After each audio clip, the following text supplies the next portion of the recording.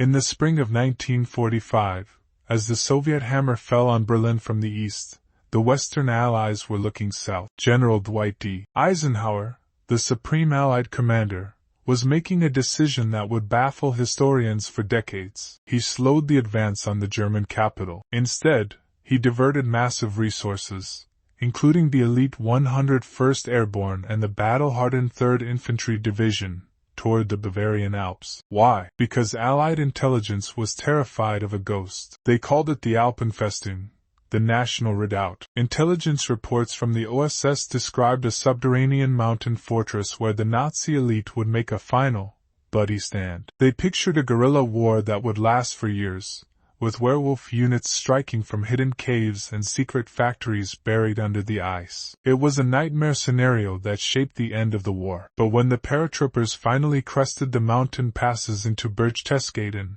they didn't find a fortress. They found a disorganized, retreating army and a series of unfinished tunnels. Today, on WW2 Battlegrounds, we are performing a tactical post-mortem on one of history's greatest intelligence failures. We'll analyze the Redoubt myth, look at the geography that made it seem so plausible, and examine the reality the Allies actually found on the ground. And we'll ask the ultimate question: was the National Redoubt a brilliant Nazi deception, or were the Allies simply victims of their own fears? This is Fortress Alps. Was the National Redoubt a real threat? To understand the National Redoubt, we have to look at the state of the war in late 1944. The Ardennes Offensive, the Battle of the Bulge, had just failed. Germany was being squeezed between two massive fronts. For the Allies, the end seemed near, but they were haunted by the memory of the lost years of World War I. They feared that the Nazis wouldn't just surrender. They feared they would retreat into the most defensible terrain in Europe,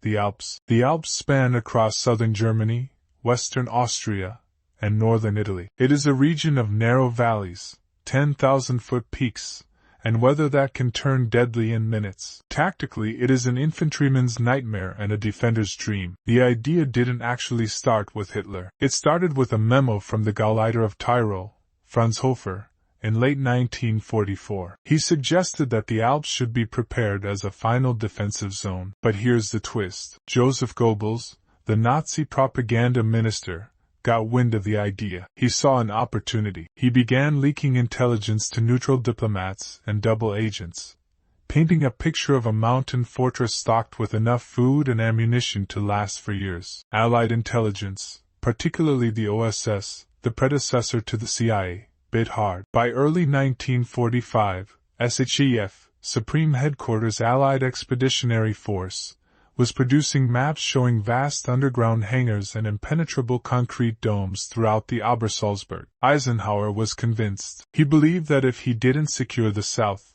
the war could drag on into 1946 or 1947. This concern changed the entire strategic map of the final months of the war. Let's look at the forensics of this intelligence failure. How did the most sophisticated intelligence network in history get it so wrong? In intelligence, there is something called confirmation bias. The Allies expected the Nazis to behave like fanatics. Therefore, any report, no matter how flimsy, that suggested a final stand was treated as credible. Reports from the OSS in Switzerland described underground factories in the Alps producing jet fighters. They described SS Alpine divisions trained in mountain warfare that were supposedly moving toward Berchtesgaden. In reality, those Alpine divisions were decimated units from the Eastern Front with no fuel and no heavy equipment. Those underground factories were mostly empty tunnels or damp salt mines. But because the Allies wanted to be prepared for the worst-case scenario,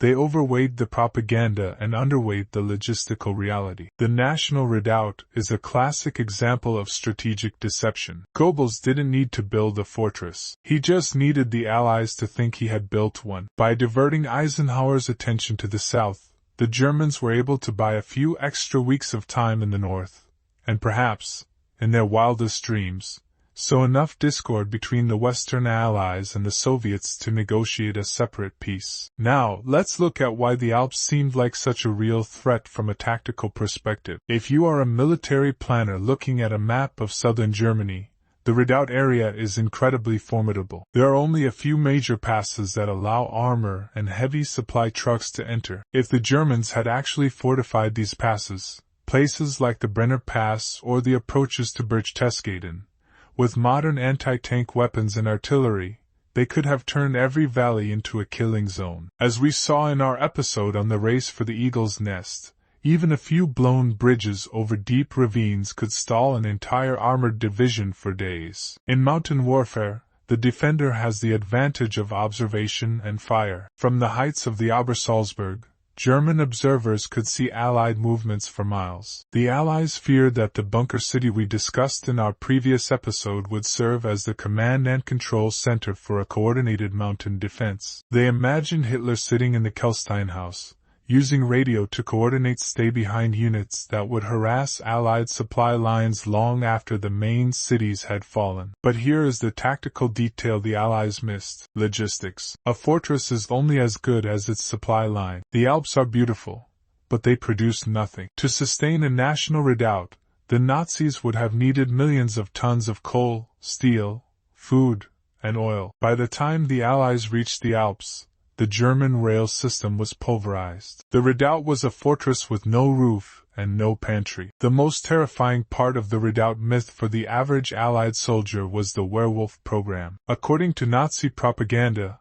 these were elite partisan units, fanatical Nazi youths and SS veterans, who would stay behind Allied lines to carry out assassinations, sabotage, and sniper attacks. Goebbels broadcast werewolf radio programs, urging every German to become a hunter. He claimed there were thousands of werewolf cells hidden in the alpine forests, waiting for the order to strike. When the 101st Airborne and the 3rd Infantry Division actually occupied Berchtesgaden and the surrounding valleys, they found almost zero organized resistance. There were a few isolated incidents, a sniper here, a cut telephone line there, but there was no coordinated guerrilla war. The werewolves were, for the most part, a paper tiger. Most German soldiers were exhausted, disillusioned, and simply wanted to go home. Guerrilla warfare requires two things: a supportive local population and a hope for eventual victory. By May 1945,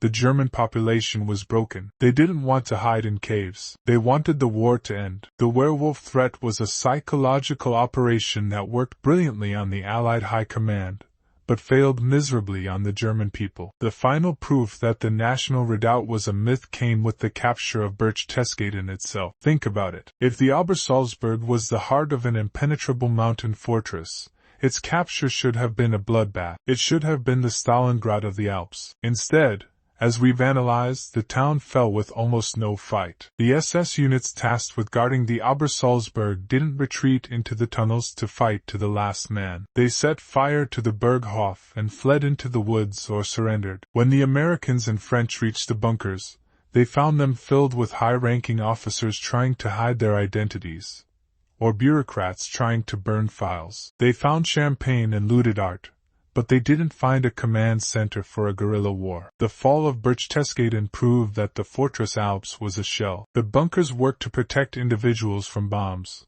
but they were never integrated into a larger, functional defensive plan. There were no stockpiles of food to last years. There were no secret armies. There was only a group of terrified men at the end of their rope, hiding in the most beautiful place on earth. What are the enduring lessons of the national redoubt? First, it is a masterclass in the danger of intelligence confirmation bias. The Allies let their fear of Nazi fanaticism cloud their assessment of Nazi capability. They forgot that even fanatics need fuel and bread. Second, it shows the power of strategic deception. Goebbels managed to influence the movement of entire Allied armies without firing a single shot, simply by using the power of a narrative. Because Eisenhower focused on the South, the Soviets were able to consolidate their hold on Berlin and much of Eastern Europe, which had massive implications for the Cold War that followed. Finally, it reveals the disconnect between defensible terrain and defensive capability. Geography is a force multiplier,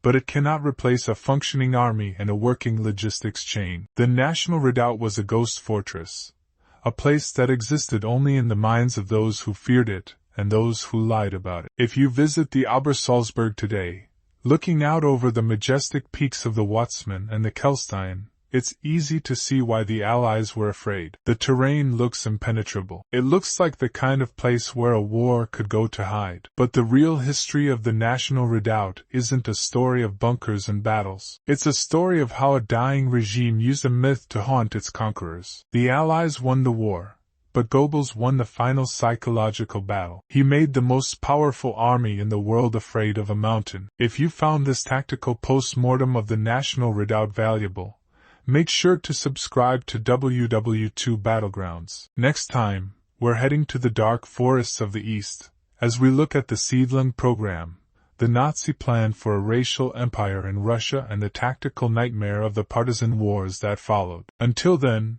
this is WW2 Battlegrounds, where history meets strategy.